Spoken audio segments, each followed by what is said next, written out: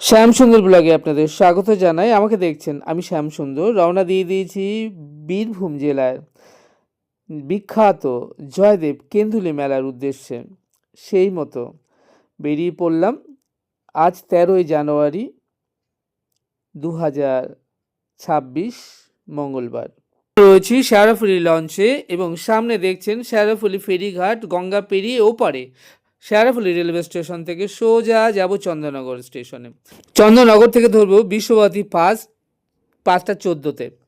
ট্রেনটি হাওড়া থেকে ছাড়ে 4:44-এ এবং চন্দ্রনগর এসে পৌঁছায় 5:14-তে এবং রাত 7:58 পৌঁছাবে বোলপুর শান্তিনিকেতন।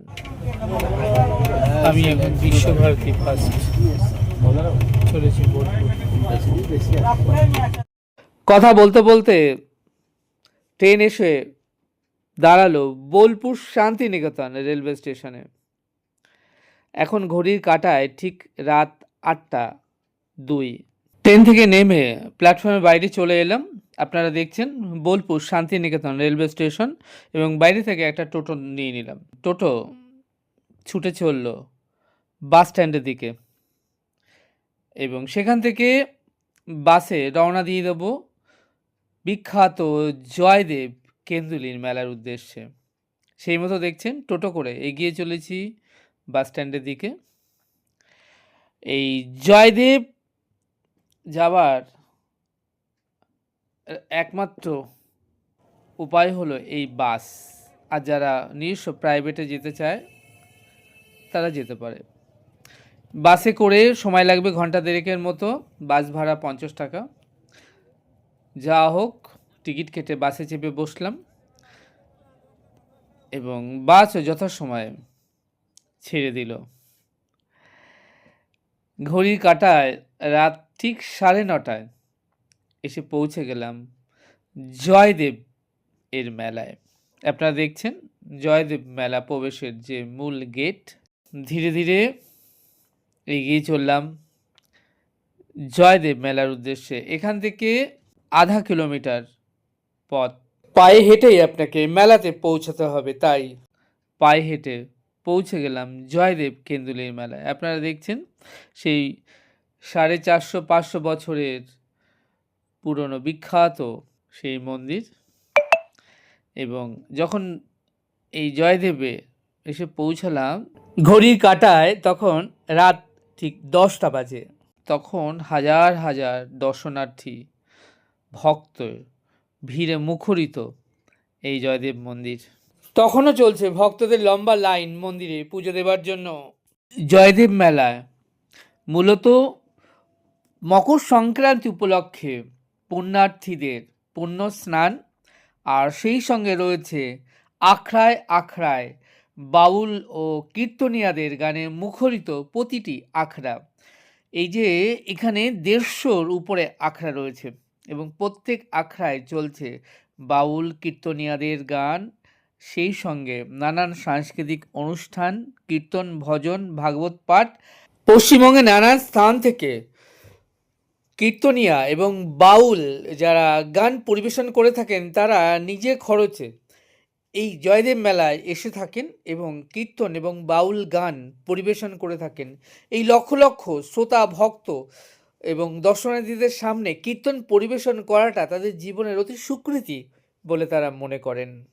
সেই সঙ্গে রয়েছে প্রতিটি আখড়াতে পুণ্যার্থী ভক্তদের থাকবার ব্যবস্থা, আর ফ্রিতে 3 বেলা প্রসাদ সেবার ব্যবস্থাও কমিটি দ্বারা করা হয়ে থাকে। আমি যখন মেলার মধ্যে প্রবেশ করে একটা আখড়ার সামনে এলাম, দেখলাম একজন সন্ন্যাসী সাধু বাবা। তিনি ভাঙা কাচের উপরে দাঁড়িয়ে তিনি হাঁটছেন, চলছেন, অথচ তার পা কাটছেও না, কিছুই হচ্ছে না তার। সেটা দেখবার জন্য চারিদিকে তখন প্রচুর ভিড় জমে গেল। আপনারা দেখতে পাচ্ছেন এই সম্পূর্ণ কাচের টুকরোর উপর থেকে তিনি দাঁড়াচ্ছেন, হাঁটছেন। সত্যি অভূতপূর্ব।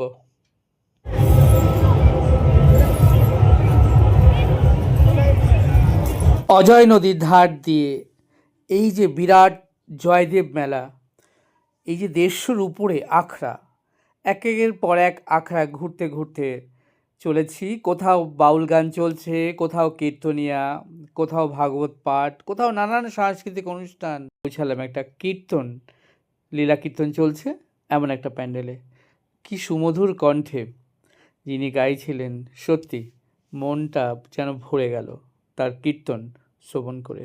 সত্যি মনটা ভরে গেল।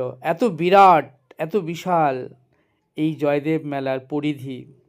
এখানে লক্ষ লক্ষ মানুষের সমাগম হয়, ভক্ত, সাধুগুরু, বৈষ্ণব, পুণ্যার্থী, দর্শনার্থী, এত মানুষের ঢল এই জয়দেব মেলায়। দিন পাঁচেকের মতো আমি এই জয়দেব মেলাতেই থাকবো এবং সবটাই আপনাদেরকে ঘুরিয়ে দেখাবো। চলুন তাহলে ঘুরে দেখা যাক বীরভূম জেলার বিখ্যাত জয়দেব কেন্দুলির মেলা।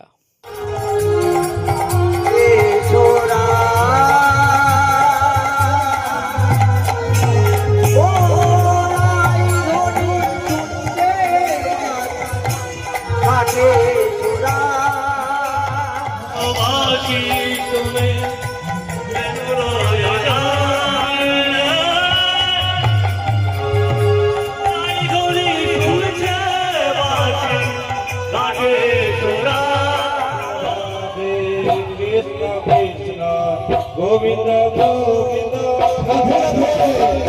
জয় রাধে রাধে কৃষ্ণ কৃষ্ণ গোবিন্দ গোবিন্দ চরি মরি হরি হরি জয় কথা করে বদনে বদনে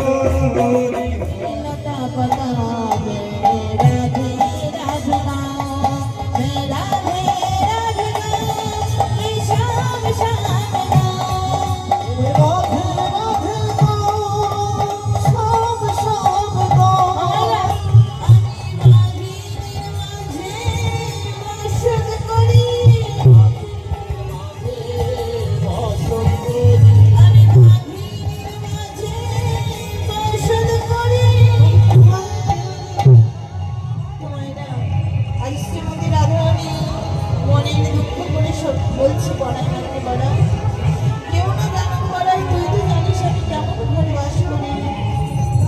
আমি কৃষ্ণ বিদেশে ঘরে বাস করি বড়াই, কেউ কৃষ্ণকে ভালোবাসে না। দেখ আমার দুই পাশে দুই বাহিনী, আমার শাশুড়ি আর ননদিনী, আর মাঝে আমি একা বলি।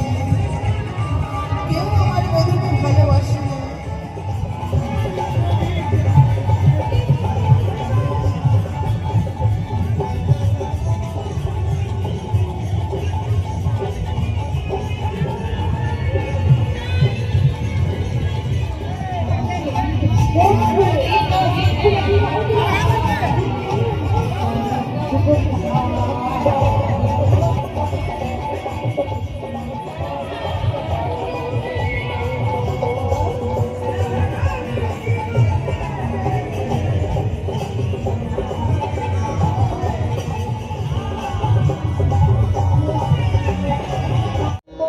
এই মানব জন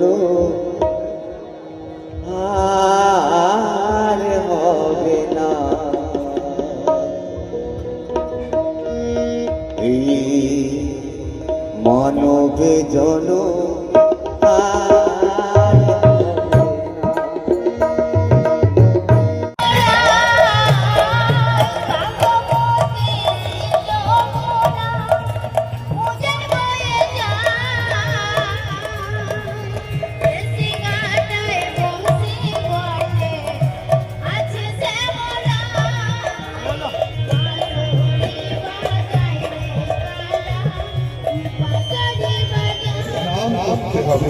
জয় রাধে রাধে কৃষ্ণ কৃষ্ণ গোবিন্দ গোবিন্দ জয় রাধে রাধে কৃষ্ণ কৃষ্ণ গোবিন্দ গোবিন্দ জয় রাধে রাধে কৃষ্ণ কৃষ্ণ জয় রাধে রাধে কৃষ্ণ কৃষ্ণ গোবিন্দ গোবিন্দ হরে রাম রাম রাম হরে হরে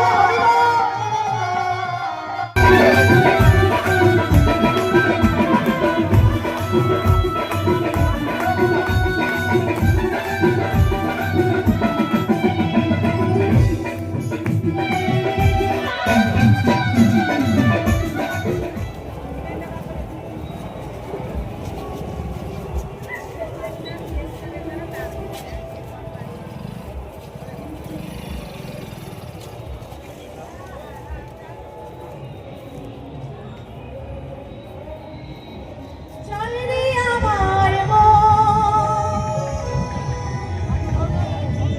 ওই মধুর বৃন্দাবন, যমুনাপুরীতে যেথায় কমলের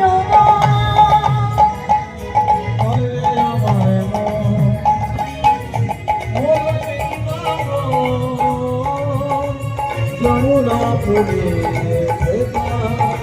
কমলে জীবন